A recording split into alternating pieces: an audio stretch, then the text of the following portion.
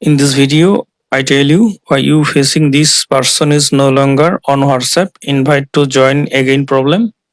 It usually means the account was deleted, the user changed their phone number, or WhatsApp permanently banned their account for violating terms of service.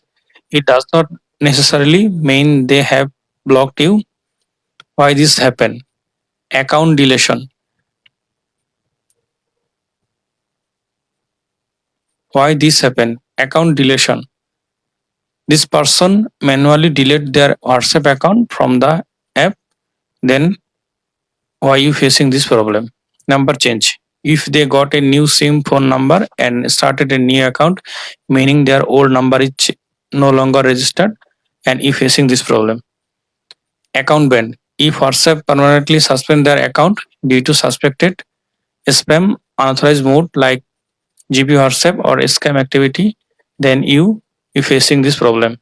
App glitch. In rare case, temporary phone case issues can cause contact syncing failure problem.